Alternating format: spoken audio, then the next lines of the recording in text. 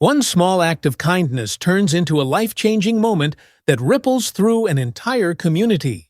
7-year-old Lily Matthews is a kind, thoughtful girl who finds herself at the center of an unexpected confrontation with John Carter, the stern manager of a luxurious hotel. When a crisis hits, Lily makes a decision that will not only save John's life, but also challenge him to face his own prejudice and guilt. But what Lily does next will shock everyone, and the way her forgiveness changes those around her will leave you speechless. Before we dive in, comment below where you're watching from and share a moment when someone's kindness left an impact on you. If you love stories of transformation, empathy, and the power of forgiveness, be sure to like this video, subscribe, and hit the notification bell so you never miss another inspiring story. Now, let's begin. The heavy glass doors of the Imperial Grand Hotel glided open as Lily Matthews stepped inside, her hand tucked firmly into her father's. At just 7 years old, everything around her seemed larger than life. The gleaming chandeliers sparkled overhead, casting golden light on the marble floors that shone so brightly she could almost see her reflection in them. "Wow," she whispered, her big brown eyes wide with awe. Her parents, Dr.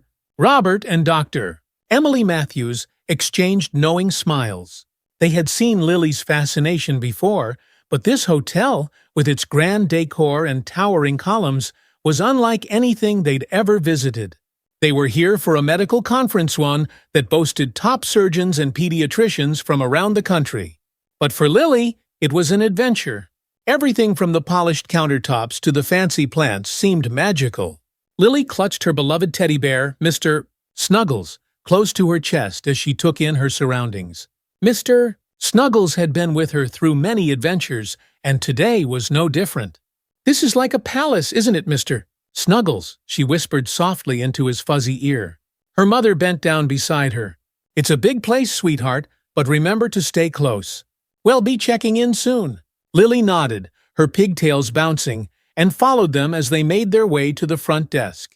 Behind the front desk, the polished exterior of the hotel was perfectly mirrored in its manager, John Carter. With a crisp, dark suit and a perfectly tied tie, he stood as the embodiment of order.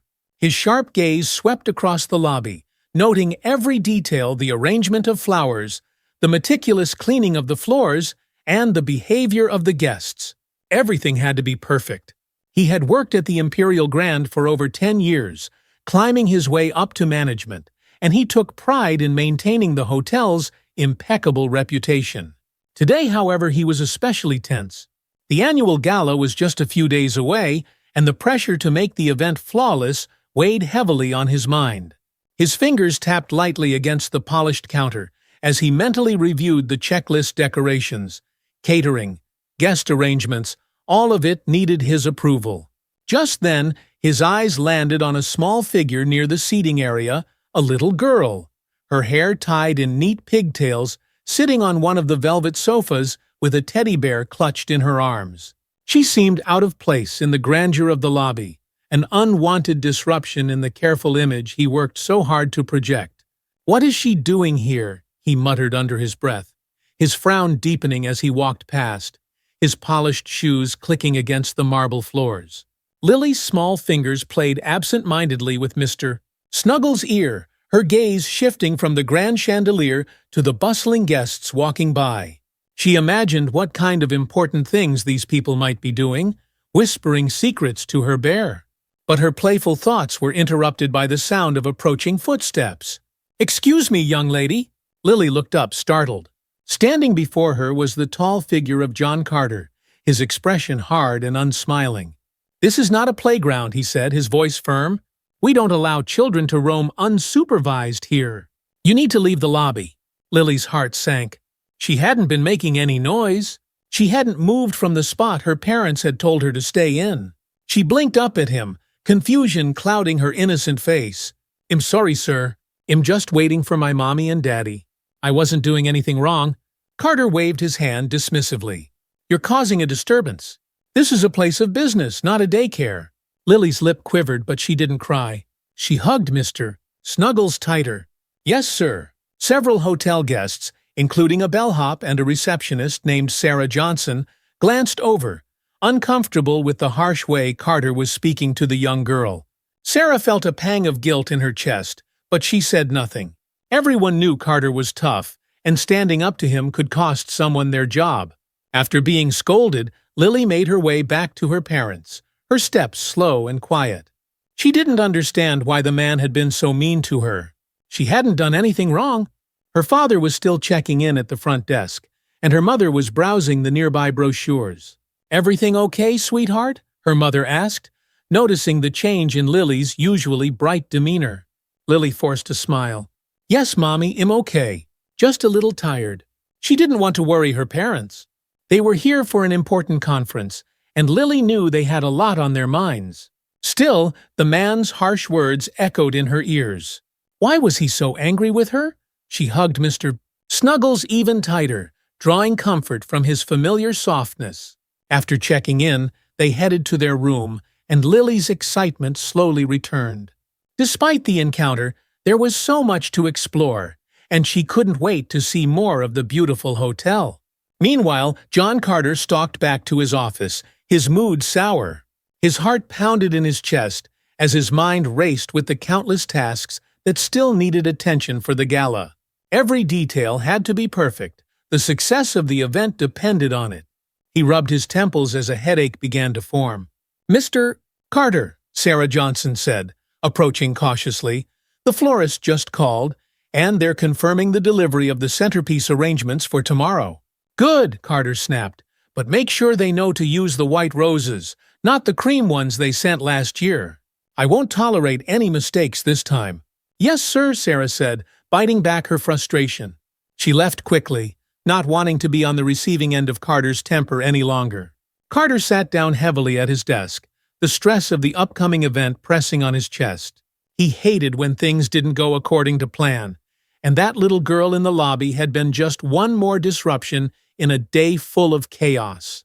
That afternoon, Lily's parents were busy attending the first seminar of the conference, leaving Lily to explore the hotel on her own.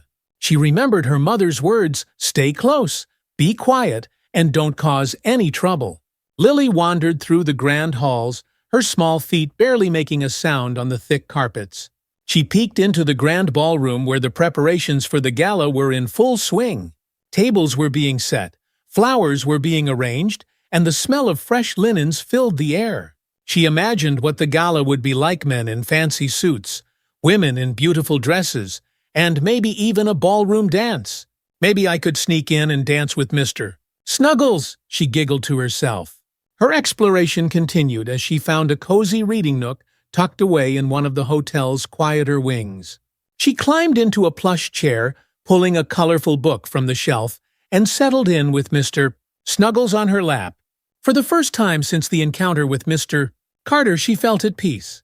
As the gala loomed closer, the hotel staff worked tirelessly to ensure that everything was perfect. John Carter's presence was felt everywhere, his sharp eyes catching every mistake no matter how small. His stress was palpable, and his temper shorter than usual. "Do it again," he barked at a waiter who had set the tablecloth crooked. "We're not running a diner here." The waiter, hands shaking, quickly fixed the mistake. Carter's pulse pounded in his temples as he moved through the room, checking every detail. The floral arrangements weren't quite right, the champagne wasn't the right brand, and even the lighting seemed off to him. Finally, just hours before the gala was set to begin, the pressure became too much. John Carter, who had ignored the growing tightness in his chest all day, suddenly felt a sharp pain radiating down his arm. His breath hitched, and he stumbled as the pain grew worse. He clutched his chest, trying to stay upright, but his legs gave out beneath him. He collapsed onto the cold marble floor of a quiet hallway, gasping for air. His vision blurred as the world around him faded. Just then, Lily, wandering the halls with Mr. Snuggles, rounded the corner and froze in place.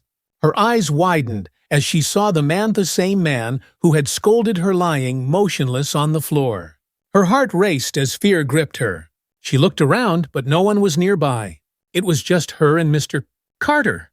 Taking a deep breath, she knew what she had to do. Without hesitation, she turned and ran as fast as her legs could carry her, searching for help. Lily ran through the wide hotel corridors, her heart pounding with a mix of fear and determination. The image of Mr. Carter lying helpless on the floor wouldn't leave her mind. Even though he had been mean to her, she couldn't just leave him there. He needed help, and she was the only one who had found him. "Mommy, Daddy!" she called out as she neared the conference room where her parents were attending their session. She burst through the doors, her breath ragged. "It's Mr. Carter has hurt. He fell, and I think he's really sick." Dr. Robert Matthews immediately stood up, his instincts kicking in. "Where, sweetie, show me?" Lily grabbed her father's hand, pulling him back through the hallways as fast as her small legs could manage. Dr. Emily Matthews followed closely behind, already dialing 911 to alert emergency services. When they reached the hallway, they found John Carter still lying there, unconscious, his face pale and his breath shallow. Dr. Robert knelt beside him, checking for a pulse and signs of life. "He's having a heart attack," Robert said calmly, though his mind raced with urgency. "Emily, we need to act fast." As her parents worked quickly to stabilize John Carter, Lily stood nearby, clutching Mr. Snuggles and watching with wide eyes. She didn't fully understand what was happening, but she could feel the gravity of the situation. Her mother knelt beside her father, assisting with chest compressions and monitoring his vitals. Time seemed to slow as they worked in unison, their years of medical training making each movement precise and purposeful. Lily's heart raced. She had never seen her parents so focused, so intense. They were always gentle and playful with her, but now they looked serious, almost scared. She clutched Mr. Snuggles tighter, whispering softly, "Please be okay, Mr. Carter." The sound of sirens filled the air, and soon paramedics rushed through the hotel's grand hallways, guided by a hotel staff member who had overheard the commotion. The paramedics quickly took over from Dr. Matthews, attaching monitors and preparing to transport John Carter to the hospital. "You did a great job keeping him stable," one of the paramedics said to Lily's parents. "We'll take it from here." As they lifted Mr. Carter onto the stretcher, Lily's mother knelt down to her level, placing a comforting hand on her shoulder. "You did the right thing, Lily. You saved his life by getting us." Lily nodded, but her thoughts were still racing. She wasn't sure how she felt, relieved that help had come, but still troubled by the memory of Mr. Carter's coldness toward her earlier. The paramedics wheeled John Carter toward the hotel's entrance, where an ambulance awaited to rush him to the hospital. As they passed by the front desk, Sarah Johnson, the head receptionist, and a few other hotel staff watched in shocked silence. Whispers spread quickly about what had happened, and soon everyone knew that the hotel manager had suffered a heart attack. Lily stood with her parents, watching as the ambulance sped away with Mr. Carter inside. Her mind was still racing with emotions she didn't fully understand. "Will he be okay?" she asked, her voice barely above a whisper. Dr. Emily Matthews knelt beside her again. "We hope so, sweetie. The doctors at the hospital will do everything they can. But you should be very proud of yourself. If you hadn't found him and gotten us, it could have been much worse." Lily nodded, but deep inside she felt conflicted. Mr. Carter had been so meaning to her, but she couldn't stop worrying about him. She wondered if he would be mad at her again, or if things would change after this. In a sterile hospital room, John Carter slowly regained consciousness. The beeping of machines and the soft murmur of nurses working nearby filled the air. He blinked, trying to make sense of where he was and what had happened. His chest felt heavy, and a dull ache radiated through his body. A nurse leaned over him, checking his vitals. "You're awake," she said gently. "You've had a heart attack, but you're stable now. The doctors have been taking good care of you." John blinked, his mind foggy as he tried to piece together his last memory. The last thing he remembered was walking through the hotel, feeling that sharp pain in his chest. And then, nothing. "How did I get here?" he asked weakly. The nurse smiled softly. "A little girl found you collapsed in the hotel.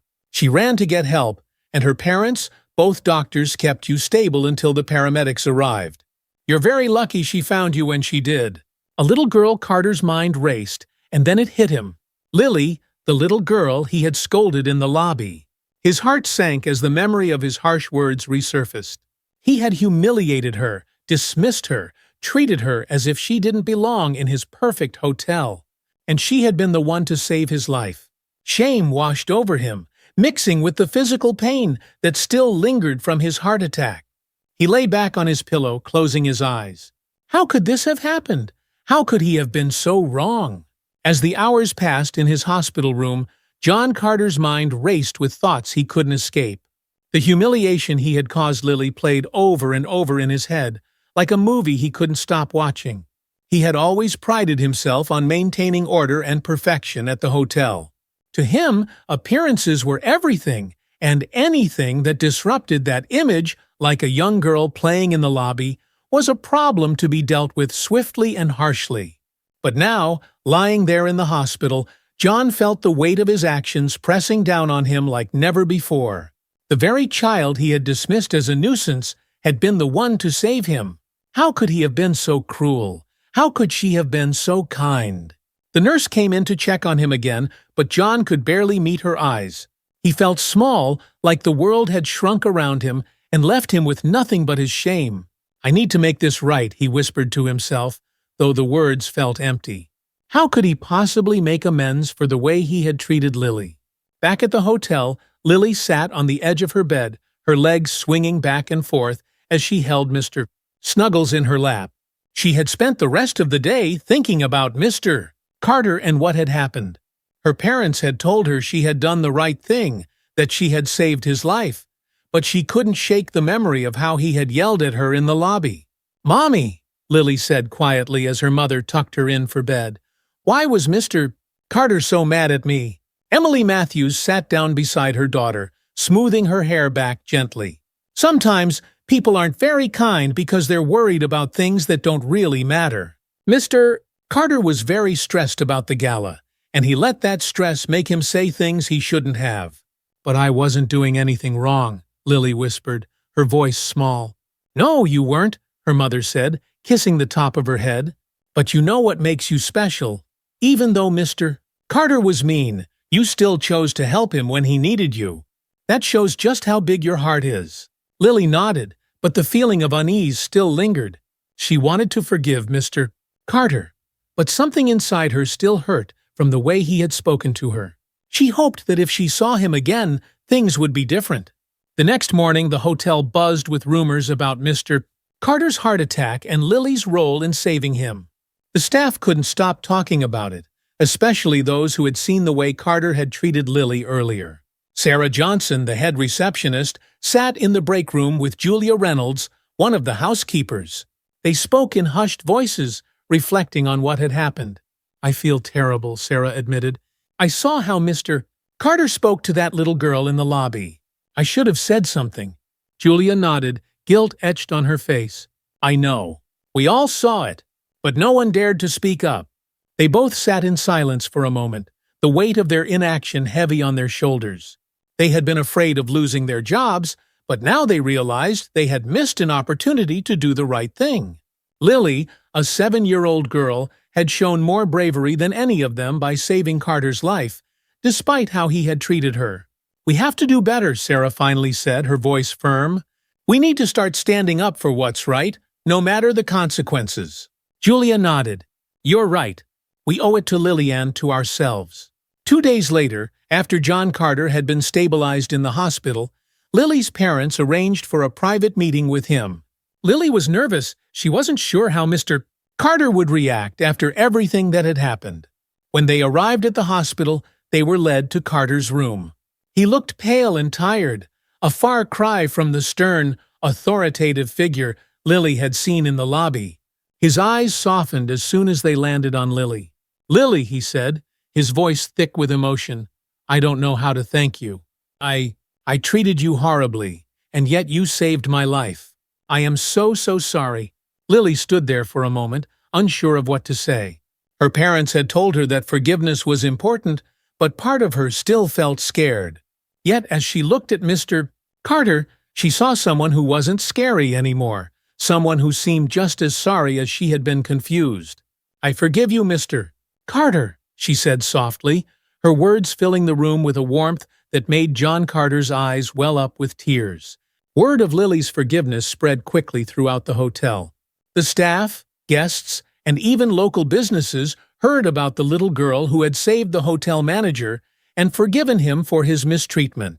The story touched everyone, sparking conversations about kindness, compassion, and the need for change. Sarah Johnson and Julia Reynolds, along with other hotel staff, vowed to be more courageous in standing up for what was right. They couldn't change the past, but they could learn from it, and they were determined to do better in the future. John Carter returned to the hotel after a week of recovery. His body was still weak, but his mind was clearer than it had ever been. He walked through the hotel with new eyes, seeing not just the polished marble floors and grand chandeliers, but the people, the staff and guests who made the hotel what it was. "I've been wrong," Carter said during a staff meeting. "I've let my obsession with perfection cloud what really mattered, treating people with kindness and respect. That changes now." He introduced new policies focused on inclusivity and kindness, ensuring that every guest, no matter their background, would feel welcome at the hotel. The gala, which had been postponed due to Carter's heart attack, was rescheduled for the following month. This time, however, the event had a new focus. Instead of being a night of luxury and status, it was reimagined as a celebration of kindness. During the event, Carter stood on stage and announced the creation of the Lily Matthews Kindness Award, to be given annually to staff members who went above and beyond to show compassion and empathy. The crowd applauded, and Carter smiled, knowing that the hotel was now a place where people could feel not just respected, but truly valued. As the gala came to a close, Lily and her parents prepared to leave the hotel. John Carter personally escorted them to their car, thanking them once again for everything they had done. "Thank you for helping me see what really matters," Carter said, as he shook Dr. Matthews' hand. Lily smiled shyly, hugging Mr. Snuggles as she waved goodbye. She might not have fully understood the impact of her actions, but she knew that she had made a difference, and that was enough. 1 year had passed since that fateful day at the Imperial Grand Hotel, but the memory of it was as fresh in Lily's mind as ever. She stood outside the hotel once again, her hand in her mother's, her heart full of nervous excitement. This time, they weren't here for her parents' medical conference. They had been invited back for a very special event, the first annual Lily Matthews Kindness Award ceremony. "Do you think anyone will remember us?" Mommy Lily asked, looking up at her mother with wide eyes. "I'm sure they will, sweetheart, Doctor," Emily Matthews replied, smiling down at her daughter. "After all, you left quite an impression." Lily felt her father, Dr. Robert Matthews, gently squeeze her other hand. "You've always been brave and kind, Lily. And tonight, we get to celebrate that." Lily's heart fluttered. She remembered how nervous she'd been last year, how scared she'd felt when Mr. Carter had collapsed, and how confused she'd been by his behavior. But tonight was different. Tonight was a celebration of something good that had come from it all. As they walked through the grand entrance, Lily couldn't help but look around. The hotel looked the same, the chandeliers still sparkled, the marble floors gleamed, and the air was filled with the scent of fresh flowers. But something felt different, too. It was warmer somehow. The people at the front desk smiled at them as they passed, and even the guests seemed more relaxed. "Welcome back." Matthews' family Sarah Johnson, the head receptionist, greeted them with a bright smile. She looked genuinely pleased to see them. "Mr. Carter has been looking forward to your arrival. The ballroom is just about ready for the ceremony, but he wanted to personally welcome you before the event." Lily smiled shyly, clutching her teddy bear, Mr. Snuggles, to her chest. She remembered Sarah from last year, and it was nice to see her again. She felt a little less nervous now. When they arrived at John Carter's office, they found him waiting for them by the door. He looked different from the last time they'd seen him, not just physically healthier, but somehow lighter, as if a weight had been lifted from his shoulders. His stern expression had been replaced with a warm, genuine smile. "Lily, Dr. Matthews, Dr. Matthews," Carter greeted them, shaking Robert and Emily's hands before kneeling down to Lily's level. "And of course, Miss Lily, thank you so much for coming back."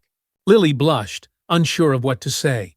"Thank you for inviting us," she said softly, her fingers nervously fiddling with Mr. Snuggles' paw. Carter smiled warmly. "I've been looking forward to tonight. It's because of you, Lily, that this hotel has changed in so many wonderful ways. You've helped us all see what really matters." Lily nodded, but inside she still felt a little unsure. She wasn't used to being the center of attention. Her parents always told her that being kind was just something you did because it was the right thing to do, not because people should thank you for it. Carter seemed to understand her hesitation. "Don't worry," he said gently.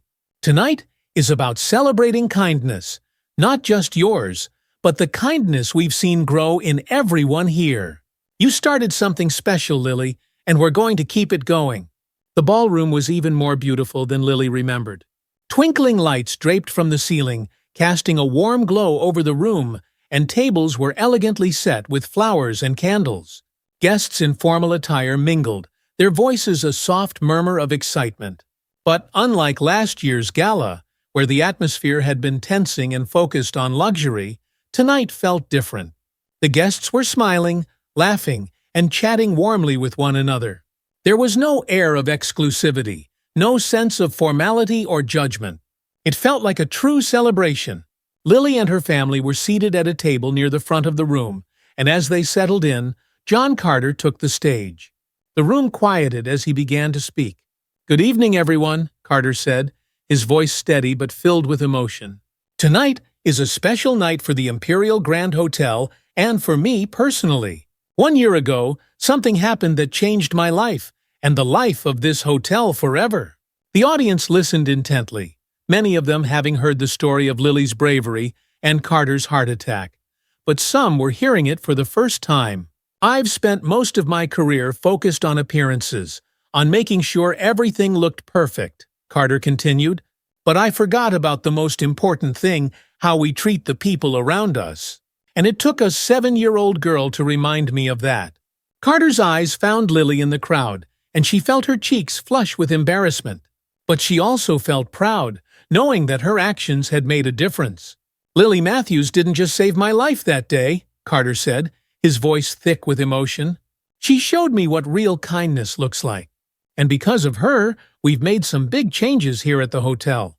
He went on to describe the new policies they had implemented, staff training programs focused on inclusivity and respect, partnerships with local charities, and a renewed commitment to making every guest feel welcome, no matter who they were. "And tonight," Carter said, his voice rising with excitement, "we are proud to present the very first Lily Matthews Kindness Award to a staff member who has gone above and beyond to show compassion and understanding to our guests." The crowd applauded as Carter called up Julia Reynolds, the housekeeper who had been one of the first to step forward after Lily's act of kindness the year before. Julia looked shocked and overwhelmed as she accepted the award, tears welling up in her eyes. "This award isn't just about me," Julia said softly into the microphone. "It's about all of us learning to be better, to be kinder.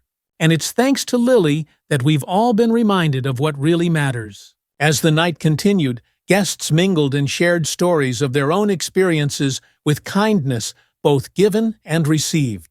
Lily listened quietly as her parents spoke with other attendees, many of whom had been inspired by the changes they'd seen at the hotel over the past year.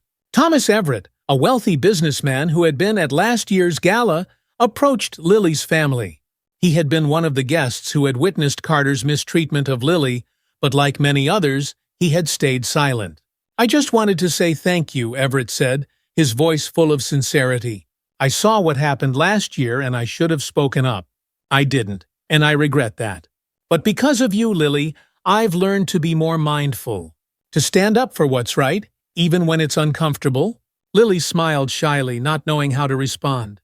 But her father stepped in, placing a hand on her shoulder. "That's the power of kindness, Doctor," Robert Matthews said. "It creates a ripple effect that touches everyone around you." In the months following the award ceremony, John Carter continued to make changes at the hotel. He had become more than just a manager, he had become a leader in kindness and inclusion. Guests began to comment on the welcoming atmosphere, and many returned not just because of the luxury, but because of how they were treated.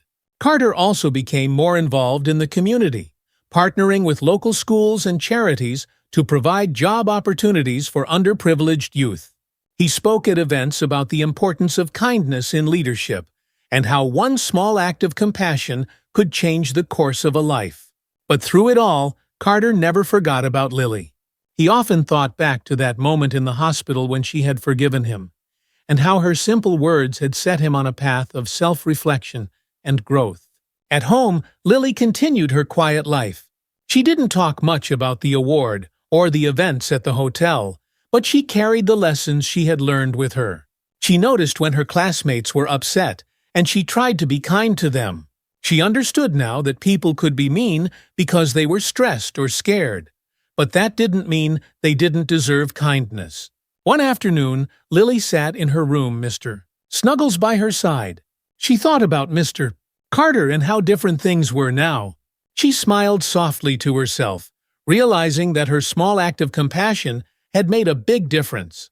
"Kindness is like magic," she whispered to Mr. Snuggles, hugging him close. "It changes things." As the years passed, the Lily Matthews Kindness Award became an annual tradition at the hotel, with staff and guests alike looking forward to the ceremony. The award became a symbol of the hotel's commitment to treating everyone with respect and compassion, regardless of their background or appearance. Lily and her family returned each year for the ceremony, watching as new staff members were recognized for their acts of kindness. And each time, Lily felt a sense of pride, knowing that her actions had inspired so much good. The hotel itself had become a beacon of warmth and inclusivity, and its reputation had grown far beyond its opulent surroundings.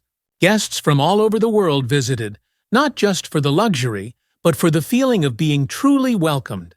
Years later, as Lily grew older, she would often reflect on the events that had changed her life and the lives of so many others. What had started as a small moment-to-own act of kindness in the face of cruelty had rippled outward, touching the hearts of everyone around her. She had learned that kindness wasn't about grand gestures or being in the spotlight. It was about the small, everyday choices we make to be compassionate, to forgive, and to help those in need. And as she looked back on her time at the Imperial Grand Hotel, she knew one thing for sure: kindness had the power to change the world. The legacy of kindness concludes the story with a reflection on the lasting impact of Lily's small but powerful act of forgiveness. By showing kindness, Lily transforms not only John Carter, but the entire hotel, creating a legacy that extends far beyond her initial encounter. The story closes on a hopeful note, with the message that kindness and compassion can ripple outwards, touching countless lives and inspiring change in even the hardest hearts. As the years passed, the Lily Matthews Kindness Award became a celebrated tradition at the Imperial Grand Hotel. And Lily, now 9 years old, had grown used to being part of the ceremony. She always felt a swell of pride when she saw staff members being recognized for their compassion, knowing that her small act had made such a big impact. But outside of the hotel, life wasn't always so easy. At school, Lily had started facing challenges she hadn't expected. One day during recess, Lily was sitting on the playground reading a book when she overheard a group of her classmates whispering nearby. At first, she didn't pay attention, but when she heard her name, she couldn't help but listen. "She's the girl who got the award at that fancy hotel," one of the girls said. "My mom told me." "Yeah, but she's such a goody-goody," another girl added with a sneer.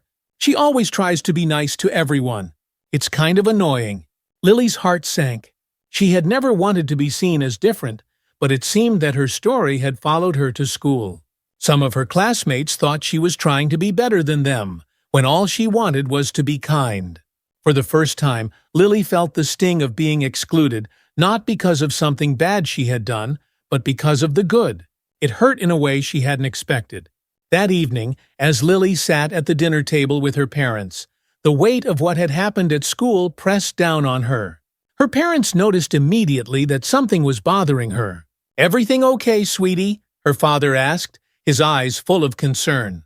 Lily hesitated. She didn't want to worry them, but she also didn't know how to deal with the feelings swirling inside her. Finally, she spoke up. "Some kids at school, they don't like me," she admitted softly. They think too nice. Dr. Emily Matthews furrowed her brow. Too nice. Why would they think that? Lily shrugged, feeling small and uncertain. I don't know. They don't understand why I try to be kind to everyone. Her parents exchanged a glance, and her mother reached out to gently take her hand. Lily, sometimes when people see someone doing good, it makes them feel insecure about themselves. It doesn't mean you're doing anything wrong, just means they haven't figured out how to deal with their own feelings. Her father nodded in agreement. You can't control how other people see you, but you can control how you respond. Kindness isn't always easy, but it's always the right thing to do. Lily listened carefully, but she still felt a little lost. She had always thought being kind would make people like her, but now she wasn't so sure. The next day at school, Lily felt a nervous knot in her stomach as she walked through the hallways. She had always been quiet and thoughtful, and now she worried that every act of kindness she did would be misinterpreted. During lunch, she saw a boy from her class, Kyle, sitting alone. He looked upset, staring at his food without eating. Lily hesitated. What if her classmates saw her talking to him and thought she was trying to show off again? But as she stood there, watching him, she remembered her parents' words. Kindness wasn't about how others saw you, it was about doing the right thing, even when it was hard. Lily took a deep breath and walked over to Kyle, sitting down beside him. Hey, she said softly, are you okay? Kyle looked up, surprised. Yeah, I guess, he mumbled, but Lily could see the sadness in his eyes. Lily thought for a moment.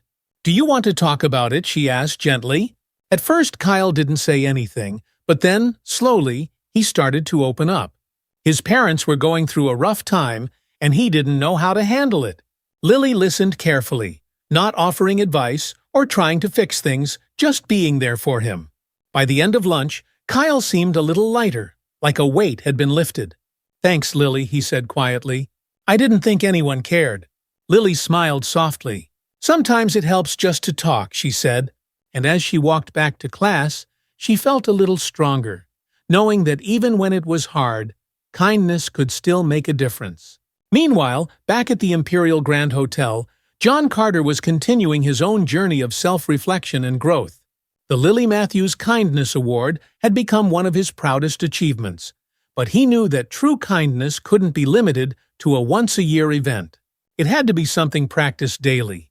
One afternoon, Carter noticed a new employee, a young woman named Amanda, struggling with her duties in the hotel restaurant.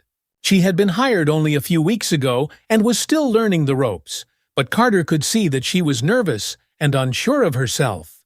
In the past, Carter might have scolded her for not keeping up with the pace, but now he approached things differently. He walked over to her with a smile. Amanda, how are things going? He asked, his tone kind and understanding. Amanda looked up, surprised by his gentleness. I'm trying my best, Mr. Carter, but I feel like I'm not fast enough, she admitted. Carter nodded thoughtfully. It's okay to take your time while you're still learning. You don't have to be perfect right away, he said, his voice encouraging. If you ever need help, don't hesitate to ask. We're all here to support each other. Amanda's face lit up with relief. Thank you, Mr. Carter, she said gratefully. I really appreciate that. As Carter walked away, he felt a sense of fulfillment. He had come a long way from the man who once valued perfection above all else. Now he understood that kindness and understanding were far more important. One evening, as John Carter was finishing up his work for the day, he received an unexpected visitor at the Hotel Thomas Everett, the wealthy businessman who had attended last year's gala. Carter greeted him warmly, but there was a seriousness in Everett's expression that made Carter pause. I've been thinking a lot about what happened here last year, Everett began, taking a seat in Carter's office. About Lily, about you, and about how kindness has changed this place. Carter nodded, listening carefully. The truth is, Everett continued, I've realized that I've spent most of my life focused on myself, on building my wealth, my reputation. But what's the point of it all if I'm not using it to help others? Carter smiled softly. He understood exactly what Everett was saying. It's never too late to make a change, he said. We've all been given second chances. Everett leaned forward, a thoughtful look in his eyes. "I've decided to start a new foundation, one that will focus on providing opportunities for underprivileged youth. I want to give them the chance to learn, to grow, and to succeed, just like I had. And I'd like the Imperial Grand Hotel to be one of our partners." Carter's heart swelled with pride. The ripple effect of Lily's kindness was continuing to spread, touching even those who had once been driven by status and wealth. "We'd be honored," Carter said, shaking Everett's hand. As Lily grew older, she often reflected on the events that had shaped her young life. She still remembered the day she had found Mr. Carter collapsed in the hallway, how scared she had been, and how confused she had felt about his earlier behavior. But she also remembered the moment she had chosen to forgive him, and how that choice had changed not only his life, but hers as well. At school, Lily had continued to face challenges. Some kids still didn't understand why she always tried to be kind, and some even teased her for it. But over time, Lily learned to stand strong in her values, knowing that kindness was always about being liked. It was about doing the right thing, no matter how hard it was. One afternoon, as she sat in the school library, flipping through a book, Kyle, the boy she had comforted months earlier, came up to her. "Hey, Lily," he said, smiling shyly. "I just wanted to say thanks again. For everything. Things at home are better now, and I don't know if I would have made it through without talking to you that day." Lily smiled back, her heart warm. "I'm glad things are better, Kyle." And as Kyle walked away, Lily realized something important. Kindness wasn't just a one-time thing. It was something that stayed with people, something that grew and spread, just like it had with Mr. Carter, and just like it was now with Kyle. The next year, Lily stood at the entrance of the Imperial Grand Hotel once again, now a 10-year-old with a heart full of gratitude. The hotel had become like a second home to her and her family, a place where kindness was celebrated, and where the lessons she had learned continued to blossom. As she walked into the ballroom for the third annual Lily Matthews Kindness Award ceremony, she noticed familiar faces all around her hotel staff, guests, and even some of her classmates who had come to see the ceremony. But what struck her the most was the feeling of connection that filled the room. It wasn't just about her anymore. It was about the kindness that had spread to everyone around her, creating a community of compassion and understanding. John Carter took the stage, his smile warm and genuine as he spoke to the crowd. "We are here tonight to celebrate kindness, not just as an idea, but as a way of life." And it all started with one small act from one very brave girl. Lily's heart swelled as the crowd applauded. She had learned that kindness wasn't always easy, but it was always worth it. And as she looked around the room, she knew that her journey wasn't over. It was just beginning. The annual Lily Matthews Kindness Award had become a cornerstone event not only for the Imperial Grand Hotel, but for the entire city. People now came from all over to witness the celebration of kindness, bringing their own stories of compassion and understanding. What had started as a small local event was now something much larger, a symbol of change, unity, and hope. As Lily and her family entered the ballroom for the fourth annual ceremony, they noticed new faces among the crowd. This year, schools, community leaders, and even local organizations had come to support the event. The reach of kindness was growing far beyond the walls of the hotel. Lily, now 11 years old, stood a little taller than she had in years past. Though still shy, she had grown in confidence, realizing that her decision to help John Carter all those years ago had inspired not only those around her, but countless others she had never met. And while the spotlight still made her a little uncomfortable, she had come to understand that sometimes standing in the light was necessary to show others the way. "Lily," a voice called from across the room. Lily turned to see Kyle running up to her, waving excitedly. He had become one of her closest friends over the past few years, ever since the day she had reached out to him when he needed it most.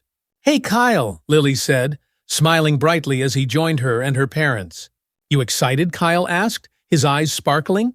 "This is the biggest one yet." Lily nodded, her nerves tingling with anticipation. This year was different. This year, the Kindness Award wasn't just about what had happened at the hotel. It was about how kindness could transform an entire community.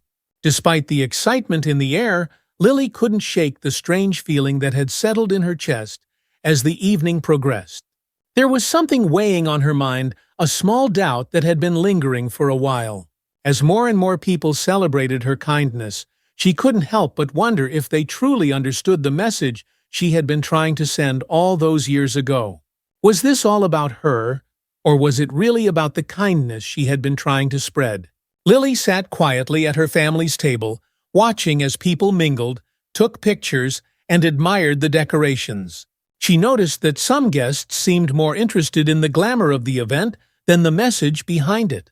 And though it wasn't everyone, the idea that kindness could become just another trend, something to show off rather than live by, worried her.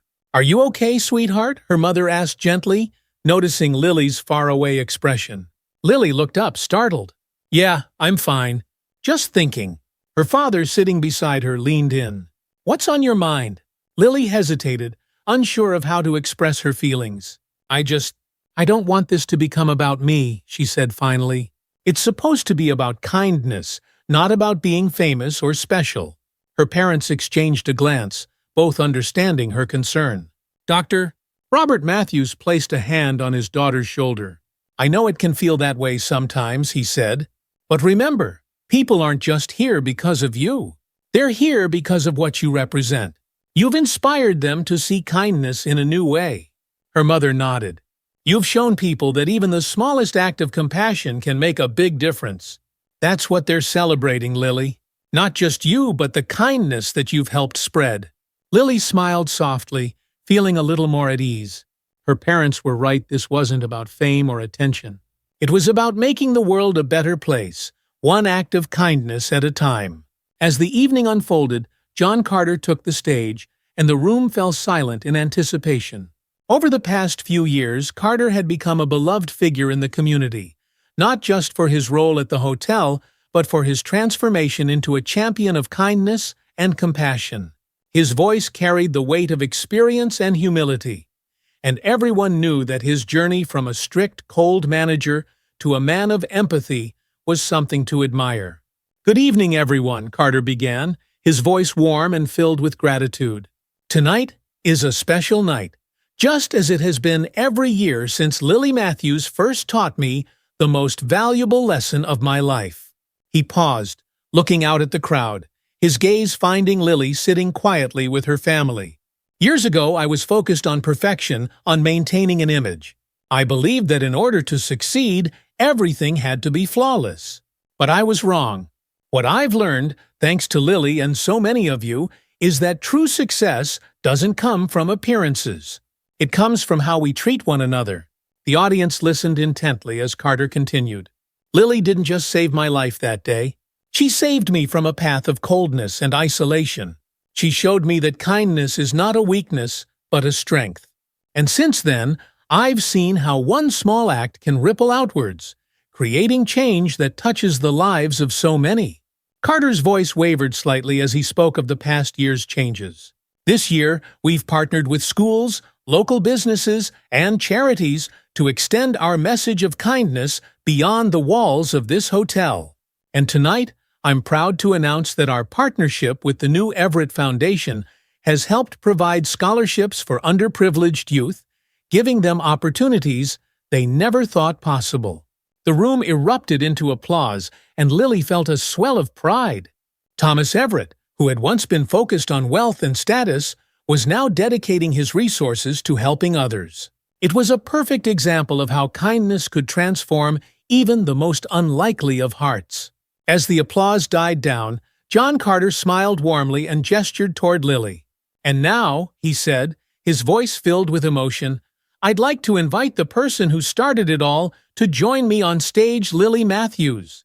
Lily's heart skipped a beat as the room turned toward her. She felt her cheeks flush with nervousness, but she knew that this moment was important. Her parents smiled at her, giving her the confidence she needed to rise from her seat. As she made her way to the stage, the audience clapped and cheered. But Lily's mind was focused on one thing, making sure that everyone understood the real reason they were all here. This wasn't about her, it was about kindness. John Carter greeted her with a warm smile as she stepped onto the stage. "Lily, it's because of you that we're all here tonight," he said, his voice filled with admiration. "You've taught us all what it means to be truly kind." Lily took the microphone, her heart racing.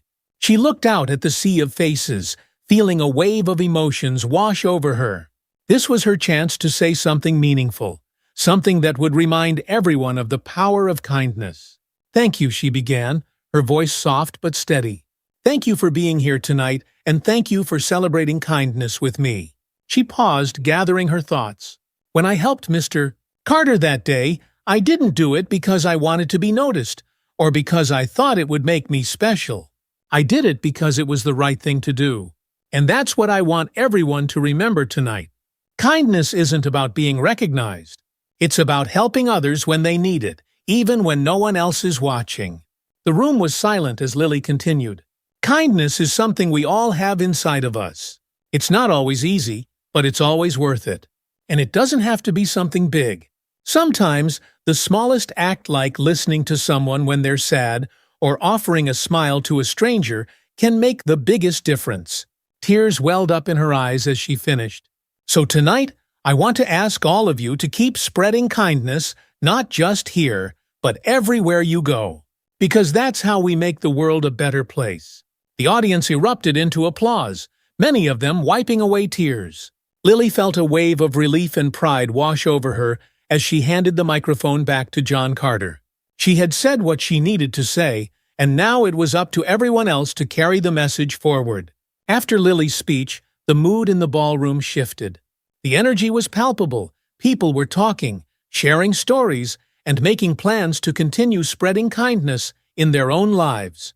Guests approached Lily and her family, thanking them for inspiring such an important movement. One woman, a teacher from a local school, introduced herself to Lily. "You've inspired my students to start their own kindness project at school," she said, smiling warmly. "We've been collecting supplies for local shelters, and the kids are so excited to make a difference." Lily beamed, feeling the ripple effect of her actions more clearly than ever before. This wasn't just about one night or one award, it was about changing the world, little by little, one act of kindness at a time. As the months passed, the impact of the Lily Matthews Kindness Award continued to grow. Schools and community centers adopted programs focused on teaching kindness and empathy. Local businesses partnered with charities to give back to those in need. And the Everett Foundation scholarships helped dozens of young people pursue their dreams, breaking the cycle of poverty and giving them a chance at a better future. At the Imperial Grand Hotel, the atmosphere remained one of warmth and inclusivity. Guests often commented on how welcome they felt, not just because of the luxury, but because of the genuine care and compassion shown by the staff. John Carter, once a man focused solely on appearances, had become a role model for kindness in leadership.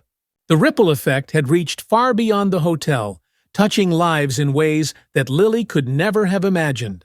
And though she remained humble about her role, she knew that her decision to help John Carter all those years ago had started something truly special. By the time Lily was 13, she had grown into a thoughtful, compassionate young teenager. Her experiences over the years had shaped her in profound ways, but she remained true to the values her parents had taught her: kindness, empathy, and courage.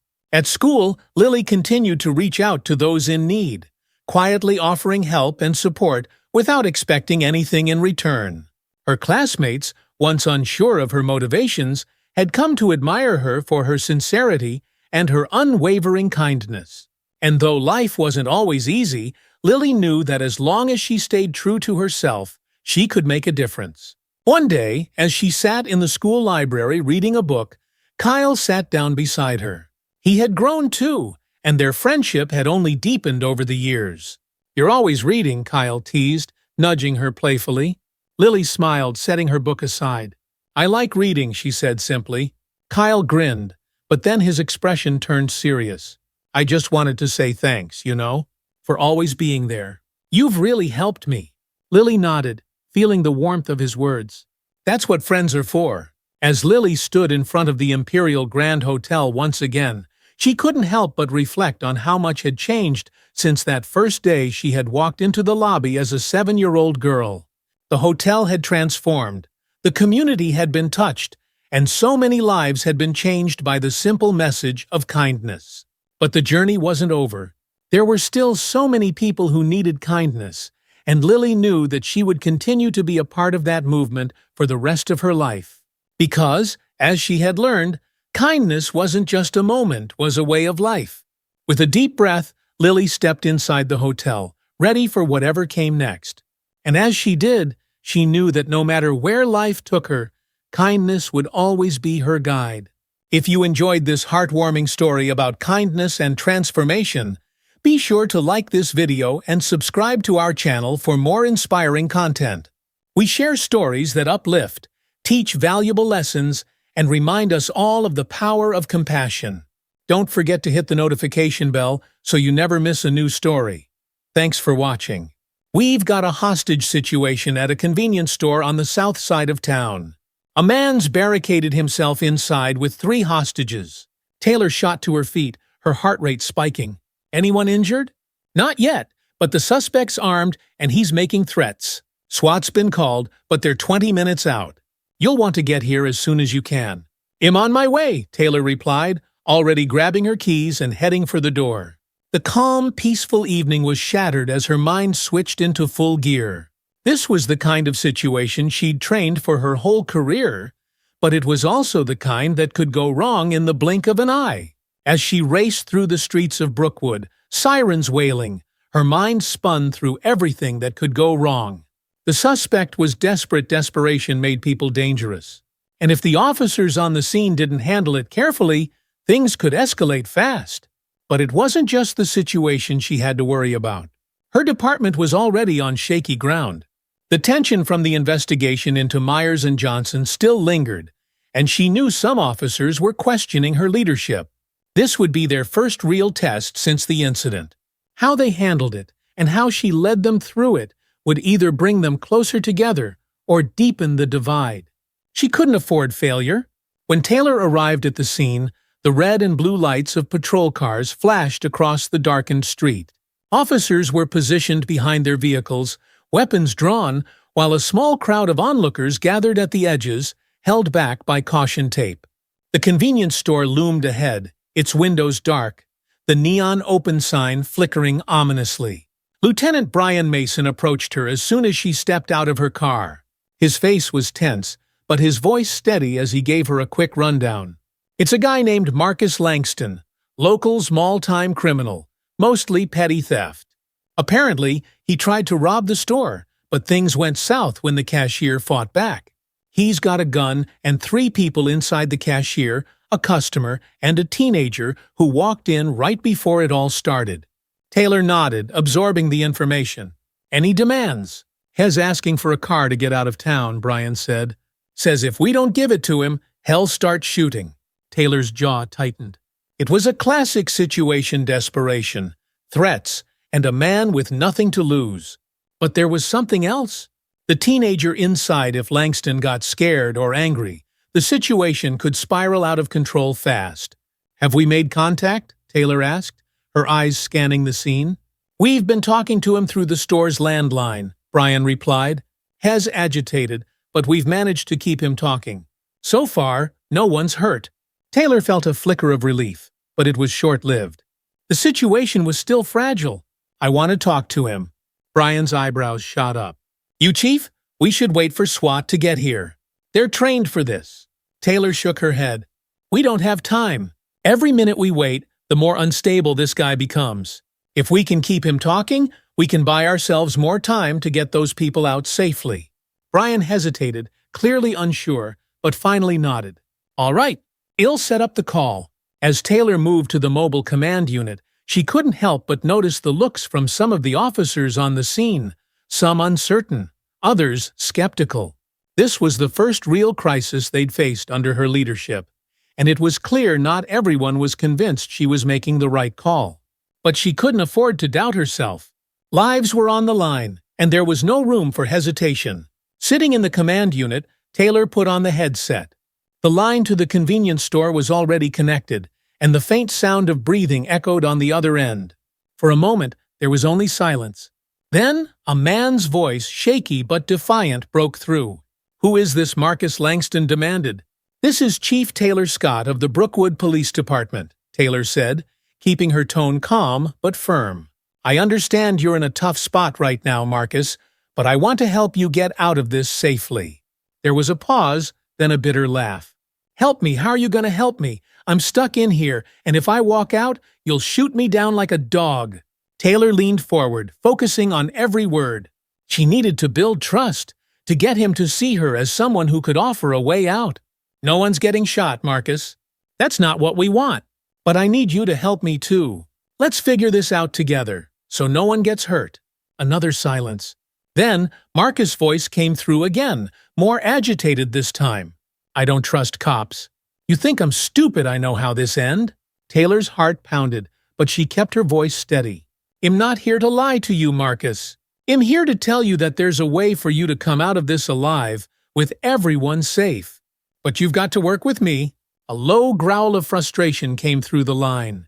"I didn't mean for it to go this way. It was supposed to be easy, just get in, get out. But now I'm screwed." Taylor seized on the vulnerability in his voice. "I know you didn't mean for this to happen, Marcus. Things got out of control, but we can fix this. Let the hostages go, and we'll talk about getting you out of there safely." For a moment, there was only the sound of heavy breathing on the other end. Then Marcus spoke again, his voice breaking. I don't know if I can do that. They're all I've got." Taylor's mind raced. He was scared, cornered, and desperate. She had to convince him that letting the hostages go was his best option. "Listen to me, Marcus. Holding those people inside isn't going to make this better. It's only going to make things worse. But if you let them go, we'll take that as a sign that you want to work with us. It's your first step toward making this right." Silence stretched again, and Taylor held her breath. Finally, Marcus spoke, his voice barely audible. "I'll let one of them go." Taylor's heart surged with hope. "That's good, Marcus. That's a good first step. Who's coming out?" "The kid," Marcus replied. "He doesn't deserve this." Taylor nodded, even though Marcus couldn't see her. "All right. I'm sending an officer to the door. They'll take the kid to safety, okay?" Marcus grunted in agreement. Taylor quickly relayed the instructions to Brian, who sent an officer forward. Minutes later, the door to the store creaked open, and a terrified teenager stumbled out, his eyes wide with fear. Taylor watched as the boy was rushed to safety, her heart pounding. It was a small victory, but they still had 2 more hostages inside. And Marcus Langston was far from stable. As the situation inside the store continued, Taylor's focus remained razor-sharp on the negotiation. Marcus was still talking, still teetering on the edge of panic and surrender. But they weren't out of the woods yet. Just as Taylor was about to respond to Marcus' latest demand, Brian's voice cut in through her earpiece. "Chief, you're not going to believe this, but Myers just showed up." Taylor blinked in surprise. "Myers has suspended." "I know," Brian said, his tone incredulous. "But he's here, and he says he can help. Says he knows Marcus personally used to bust him for petty crimes back in the day." Taylor's mind raced. Jared Myers was the last person she expected to see tonight, especially given everything that had happened. But if what he was saying was true, if he knew Marcus Langston, then maybe he could help de-escalate the situation. After a moment of hesitation, Taylor decided. "Bring him in." Minutes later, Myers stepped into the command unit, his face pale but determined. Taylor didn't know if it was desperation to prove himself after the recent suspension or genuine concern, but whatever it was, Myers was here, and he might be the key to ending this standoff without bloodshed. "Chief," Myers said, his voice steady, "I know Marcus. He's been in and out of trouble for years, but he's not a killer. He's scared, and I think I can talk him down." Taylor studied Myers, searching for any sign of the arrogance that had defined him before. But all she saw was someone willing to step up, to make amends for past mistakes. She nodded. "All right, Myers, I'll let you talk to him.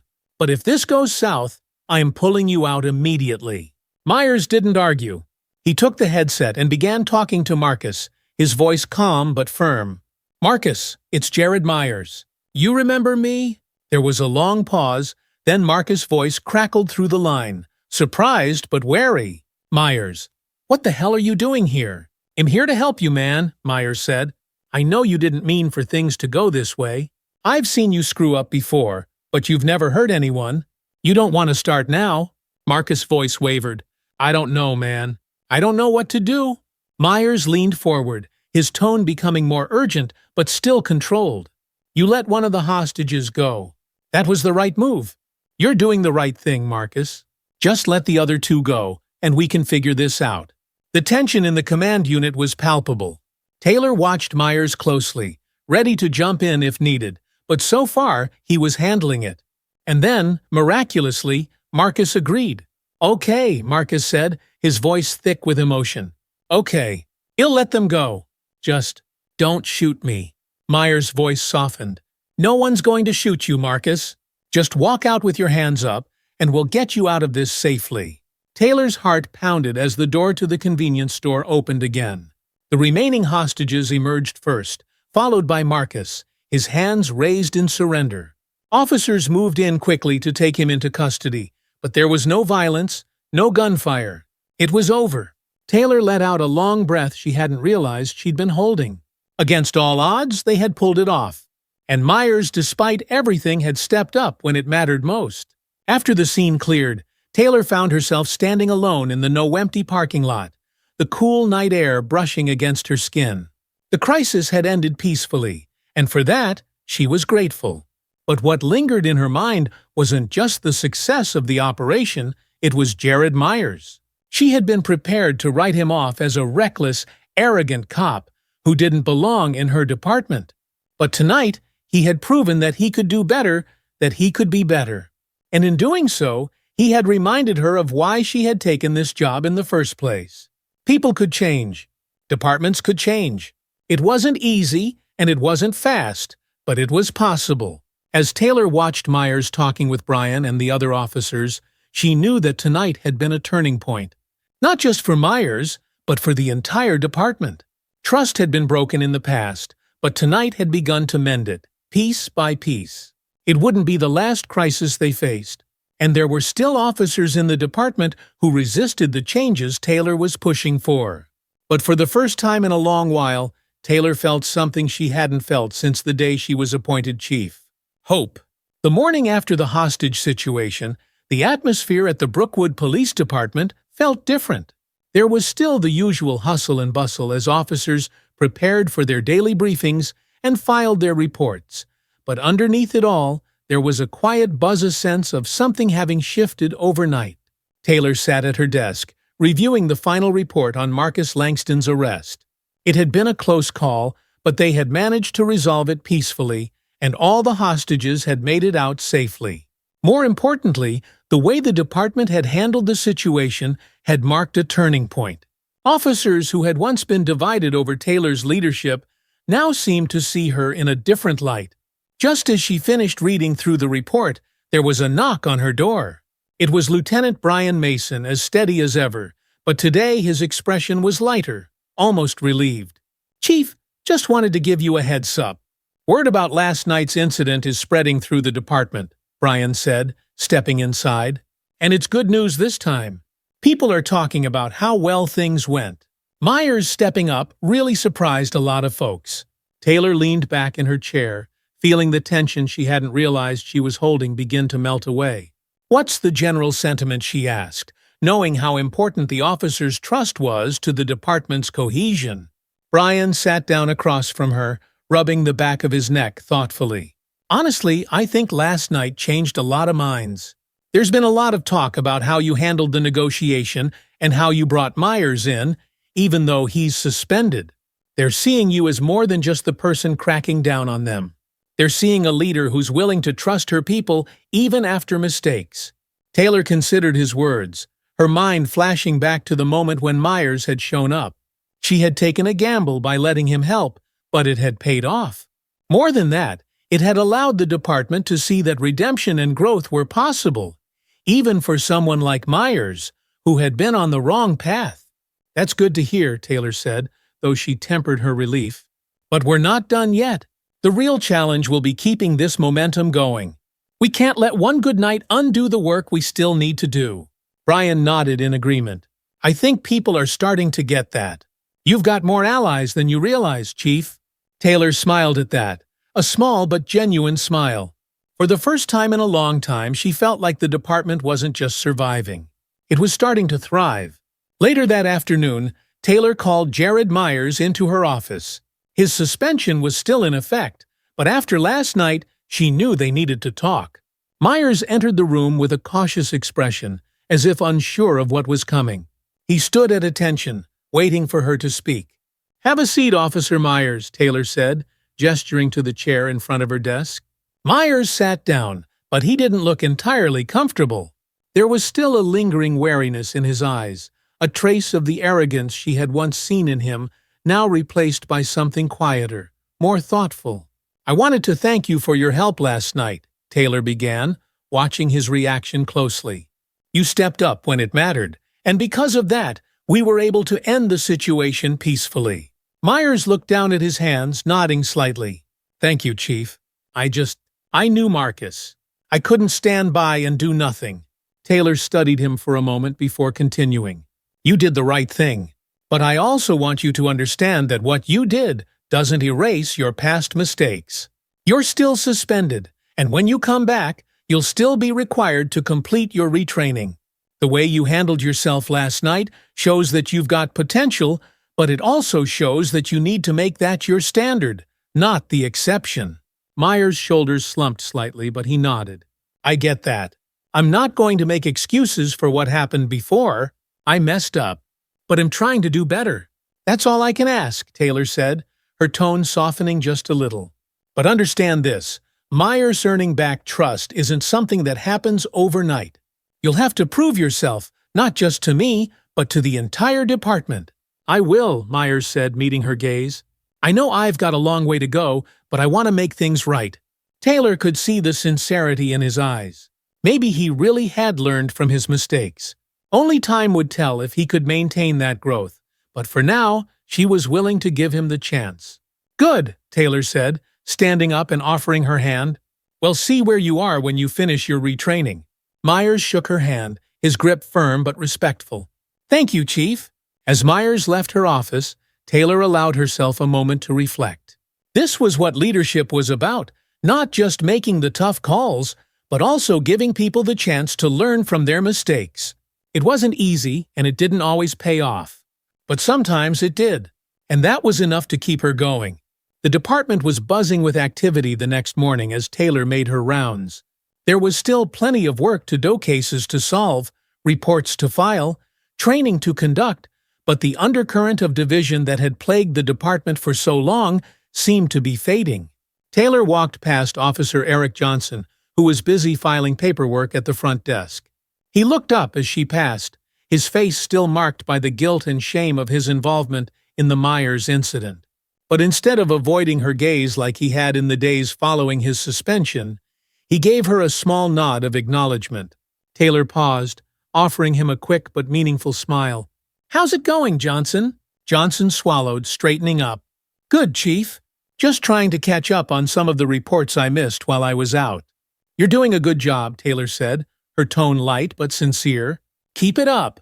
Johnson nodded again, the weight of his past mistakes still visible on his shoulders, but there was also a flicker of hope. He wasn't the most confident officer, but he was learning, slowly but surely. As Taylor continued down the hallway, she saw more faces, some familiar, some new, but all of them were starting to look at her with a different kind of respect. Not the forced respect that came from a title or a position of power, but the kind that was earned over time through actions, through consistency. By the time Taylor reached the briefing room, she felt something she hadn't felt in a long time: optimism. The department was still far from perfect, but it was changing. And for the first time, Taylor believed that the change was real and lasting. Several weeks later, Taylor stood on the steps of the Brookwood Town Hall, the autumn air crisp and cool around her. A small crowd had gathered in the square, a mix of local residents, officers from her department, and a few members of the media. The hostage situation had garnered a lot of attention, and the town's leaders had organized a small event to recognize the police department's efforts in resolving it peacefully. Taylor had been asked to speak, and as she stood in front of the microphone, she could see the expectant faces of the crowd watching her. She took a deep breath and began. "Good afternoon, everyone. First, I want to thank you all for being here today. It means a lot to me and to the entire Brookwood Police Department to have your support." There was a smattering of applause, and Taylor smiled, feeling the warmth of the community's approval. But she wasn't here to bask in praise. She was here to speak the truth. Last month, we faced a serious crisis. A man's life was in danger, along with the lives of 3 innocent hostages. But because of the bravery and dedication of the officers in this department, we were able to bring that situation to a peaceful resolution. More applause, but Taylor held up her hand to quiet the crowd. "But I want to be clear," she continued, her voice steady but firm. "That situation wasn't just about one night. It was about the trust we've been building slowly, day by day, between this department and the people of this town. Trust isn't something that comes easily. It's something we have to earn, not just once, but every day." She glanced out at the crowd, her gaze settling on a few familiar faces, members of the community who had been skeptical of her leadership when she first arrived. People who had questioned her ability to lead, to bridge the gap between the department and the town it served. "Brookwood has had its share of challenges," Taylor said, her voice rising slightly. "And so has this department. But what you've shown is that when we work together, when we listen to each other, we can overcome those challenges. We can build something stronger, something better." The applause this time was louder, more heartfelt. Taylor smiled, feeling the energy of the crowd wash over her. For the first time since she had taken the job as chief of police, she felt like she wasn't just leading a department. She was part of a community that was finally starting to trust her and the officers under her command. As the applause died down, Taylor stepped away from the microphone, her heart lighter than it had been in months. She knew there were still challenges ahead. Reform didn't happen overnight, and there would always be obstacles. But for the first time, she felt confident that they could meet those challenges head-on together. That evening, Taylor sat on her front porch, watching as the sun dipped below the horizon. The sky was painted with streaks of orange and pink, and the cool autumn breeze rustled the leaves in the trees. It was peaceful, something she hadn't allowed herself to enjoy in far too long. Her phone buzzed on the table beside her, and she glanced at the screen. It was a text from Deputy Chief Michael Walker. Walker heard about the event. "Sounds like things are finally turning around. Proud of you, Taylor." Taylor smiled as she typed a response. "Taylor couldn't have done it without you." As she set the phone down, Taylor let herself relax, the weight of the past few months finally lifting. The department had faced its struggles, and there was still plenty of work to do. But they were moving forward, and that was all she could ask for. The road ahead would be long, and there would be more challenges, more moments of doubt, more crises to manage. But for now, Taylor allowed herself to savor this small victory. Because for the first time in a long time, she knew they were heading in the right direction. And that made all the difference.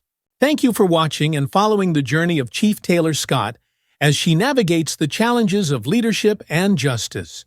If you enjoyed this story and want to hear more compelling narratives like this one, don't forget to like this video, share it with your friends, and most importantly, subscribe to our channel, hit the notification bell so you never miss an update. We've got plenty more stories lined up that explore courage, growth, and the power of change, just like this one. Your support helps us keep bringing you content that matters.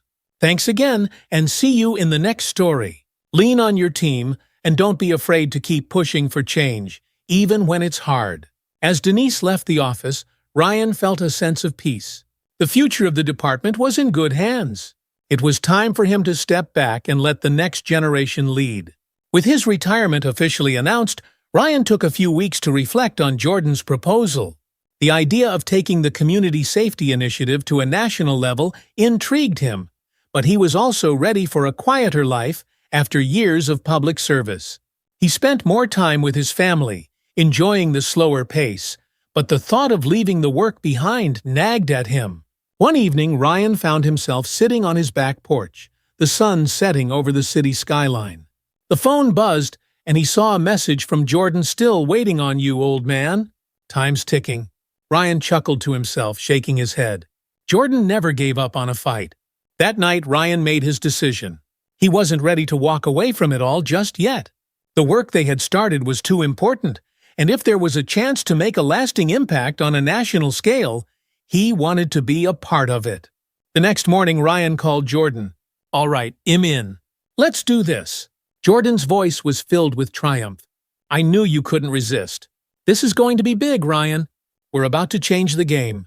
With the decision made, Ryan found himself in Washington, D.C., meeting with lawmakers, community leaders, and law enforcement officials from across the country. The national pilot program was being rolled out in 10 major cities, and Ryan was instrumental in helping to shape its implementation. His experience in building the initiative from the ground up gave him a unique perspective, and his input was invaluable as they adapted the program to fit the specific needs of different communities. Jordan, as always, was right there with him, leading the charge from the legal side and ensuring that the program stayed true to its original goals of fairness, justice, and community empowerment. As the months passed, Ryan found himself energized by the work. He had thought he was ready for retirement, but this new mission gave him a renewed sense of purpose. The challenges were immense, but so were the rewards. He watched his communities begin to embrace the new model as officers and residents, and as the seeds of change spread from city to city. 2 years into the national pilot program, the results were undeniable. The Community Safety Initiative had reduced violent incidents, built stronger bonds between law enforcement and residents, and empowered communities to take control of their own safety. The program was hailed as a success, and plans were already underway to expand it to even more cities. Ryan, now in his mid-60s, knew it was finally time to step back for good. His work was done. He had helped lay the foundation for a new era of policing and community collaboration, and he had no doubt that the leaders who followed would continue to build on that legacy. As he stood on the steps of the Capitol, watching the latest round of national reforms being signed into law, Ryan felt a deep sense of fulfillment. He had spent his life fighting for justice, for fairness, and for a better future. And now that future was being realized. Jordan stood beside him, grinning. "Well, old man, we did it." Ryan smiled, his eyes reflecting both pride and relief. "Yeah, we did." They stood there together, watching the crowds below, knowing that their fight had been worth it. The road had been long, the challenges immense, but they had built something lasting, something that would shape the future for generations to come. And in that moment, Ryan knew that while his journey as a public servant was over, his legacy of justice, reform, and hope would live on. Ryan Carter had officially retired from his role as chief of police and had successfully completed his work on the national pilot program. Now, standing on the balcony of his home in Denver, he gazed out over the city that had shaped his life. After decades of service, he was finally stepping away from the day-to-day grind of law enforcement. But it didn't feel like the end. In many ways, it felt like a new beginning. Without the constant pressures of his old position, Ryan found himself reconnecting with old hobbies and passions that he hadn't had time for in years. He spent more time with his family, his wife Elena, and their 2 grown children, Tyler and Sophia. The past few years had been especially hard on them with Ryan's intense focus on work, and now he wanted to make up for lost time. One sunny afternoon, Ryan and Elena took a walk through the park, something they hadn't done in what felt like ages. The air was crisp, the leaves falling gently around them, and Ryan felt a sense of peace that he hadn't experienced in years. "You finally have time to slow down," Elena said with a smile as they strolled along the path. Ryan nodded. "It feels strange, but it's nice. I think I forgot what it was like to just be present." Elena squeezed his hand. "You've earned it, but I have a feeling you're not done yet." Ryan smiled, knowing she was right. Even in retirement, his mind still buzzed with thoughts about how he could continue making a difference. But this time, he would do it on his terms, without the constant demands of his old job weighing him down. A few months into his retirement, Ryan was approached by a local university to teach a course on ethical leadership and policing reform. The idea intrigued him. He had spent years putting these principles into practice, but now he had the opportunity to pass that knowledge on to the next generation of leaders. The thought of stepping into a classroom full of eager students, young people, who would one day be responsible for shaping the future of law enforcement, gave Ryan a renewed sense of purpose. He accepted the offer and began preparing for the course. On his first day at the university, Ryan felt a twinge of nervousness as he walked into the lecture hall. The students sat quietly, some of them looking excited, others curious, all waiting for the former police chief who had gained national recognition for his reforms. "Good afternoon," Ryan began, standing at the front of the class. "My name is Ryan Carter, and am here to talk to you about the future of policing." He paused, scanning the room before continuing. "But before we talk about the future, we need to understand the past, the mistakes, the challenges, and the moments when we didn't get it right. Because if we don't learn from those moments, we'll be doomed to repeat them." The room was silent as Ryan spoke, but he could feel the students' attention. Their interest piqued. Over the course of the semester, Ryan shared not just the victories he'd had in his career, but the hard lessons he had learned along the way. He emphasized the importance of empathy, listening, and above all, the responsibility that comes with the badge. Teaching gave Ryan a new outlet for his energy and passion. It wasn't the adrenaline-filled, high-stakes work of policing, but it was just as important. These students were the future, and he was determined to equip them with the tools they needed to lead with integrity. While Ryan was settling into his new role as an educator, Jordan Thompson's star continued to rise. His work on the national level had gained him a reputation as one of the most respected voices in the fight for justice reform.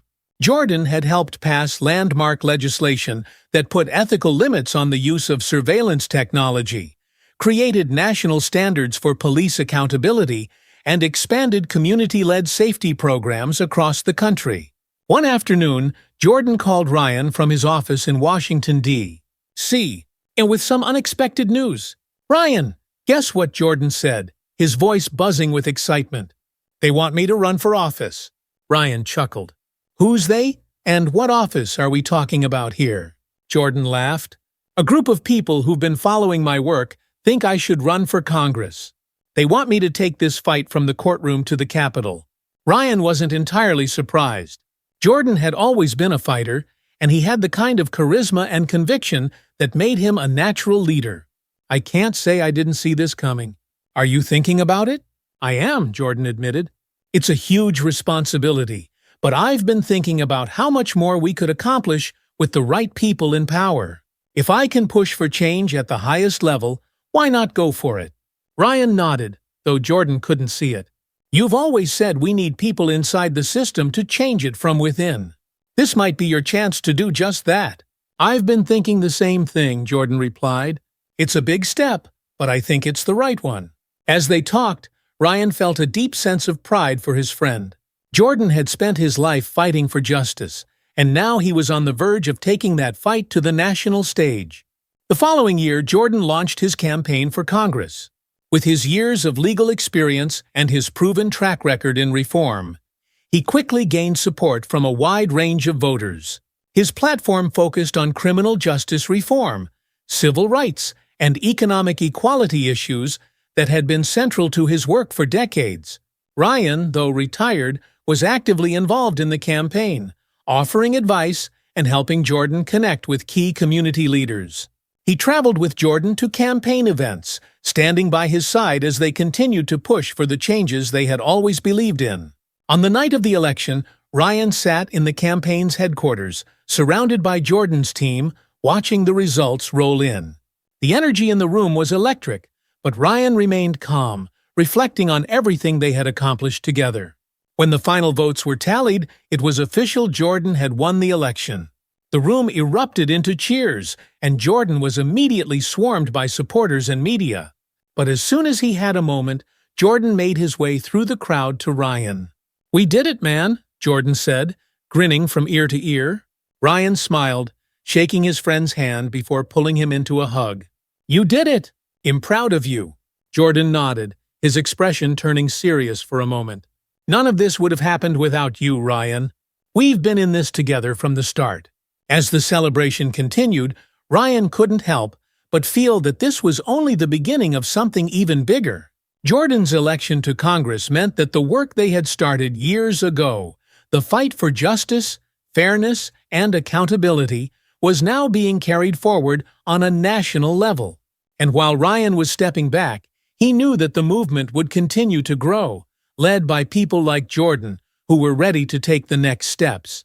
As Ryan watched Jordan deliver his victory speech later that night, he felt a sense of closure and fulfillment. The work they had done together had made a lasting impact, not just in their city, but across the country. They had faced countless obstacles, but through it all, they had never given up. Ryan's life was quieter now, but it was filled with meaning. His time teaching at the university continued to bring him joy, and the students he mentored were already starting to make waves in the fields of law enforcement, social justice, and community activism. His influence would live on through them, and through the work Jordan was doing on a national scale. In the end, Ryan realized that the fight for justice never truly ended. It was passed down from one generation to the next, evolving with each new challenge. But he took comfort in knowing that the work would continue long after he was gone. And as he looked toward the future, Ryan Carter was filled with hope that the lessons they had learned, the battles they had fought, and the progress they had made would lead to a world that was fairer, more just, and filled with opportunity for all. As the story draws to a close, we want to thank you for joining us on this powerful journey of justice, friendship, and change. If you enjoyed this story and want more thought-provoking content like this, be sure to subscribe to our channel. Your support means the world to us, and it helps us continue sharing stories that inspire, challenge, and make a difference. Don't forget to hit the notification bell so you never miss an update, and feel free to share your thoughts in the comments below. We'd love to hear where you're watching from and what impact this story had on you. Subscribe now for more impactful stories and content that makes you think. We value your feedback, so if you enjoyed this story, leave a like and share your thoughts in the comments below. Thank you for being part of our storytelling community, and stay tuned for more stories that remind us all that no matter how hard things get, we are never truly alone.